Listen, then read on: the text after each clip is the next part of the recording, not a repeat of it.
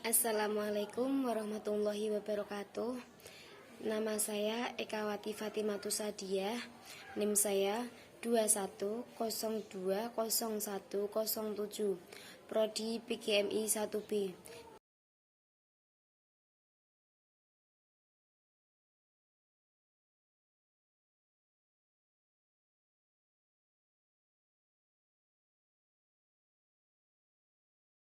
Di sini saya akan menjawab pertanyaan soal filsafat.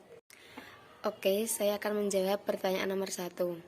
Jadi, filsafat itu penting karena memberikan neraca dan timbal atas hal-hal yang benar-benar ada, yang membedakan wujud hakiki dan ilusi.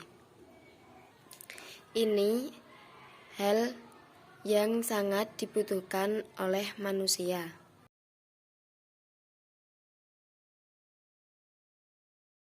Selanjutnya, saya akan menjawab dari soal yang kedua, korelasi antara ilmu filsafat dengan ilmu pengetahuan dan agama.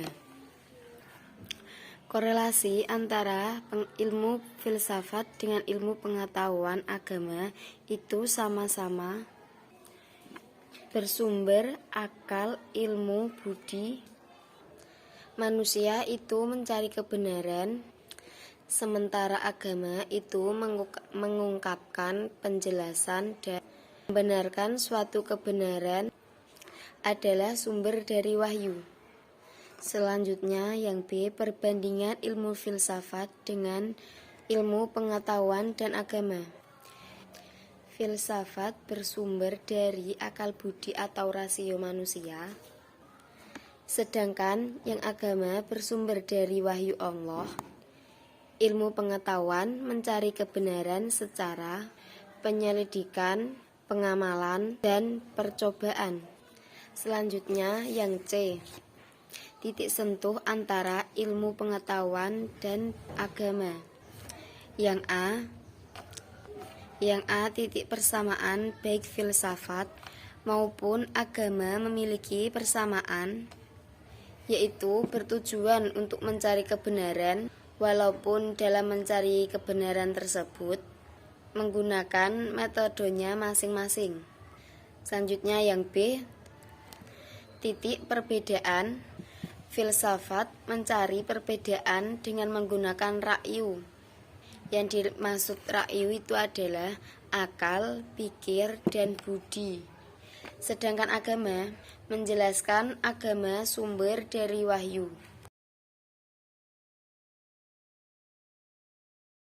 Selanjutnya saya akan menjawab pertanyaan yang nomor 3. Ontologi. Ontologi adalah sumber filsafat atau ilmu yang membahas tentang sifat wujud yang ingin diketahui oleh manusia. Ontologi membahas tentang apa ada yang nampak. Contoh dalam pembangunan sekolah tidak hanya bangunan yang berdiri, tetapi sedangkan sekarang sudah banyak perumahan. Nah, akan tetapi bagaimana bentuk sekolahan itu dan dimanapun keberadaan bangunan sekolahan, akan tetapi dikenal sebagai sekolahan, bagaimanapun itu bentuknya, akan tetapi manusia itu memandang itu adalah sekolahan. Selanjutnya yang kedua, epistemologi adalah cabang dari membahas persoalan tentang apa yang dimaksud dengan pengetahuan.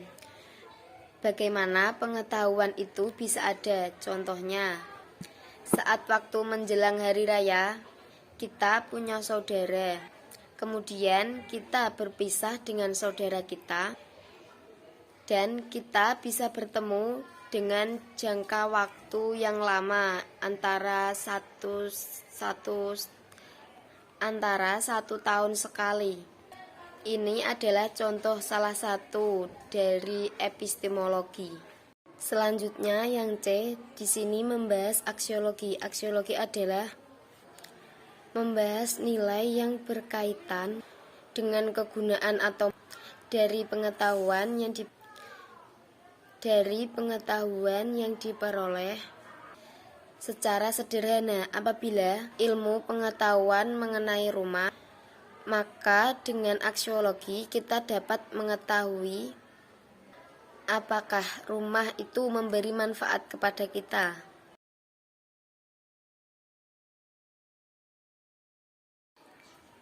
Selanjutnya, untuk pertanyaan yang keempat, berpikir ilmiah. Jika memenuhi prinsip dan langkah-langkah. Prinsip, objektif, rasionalis, logis, dan metodologis.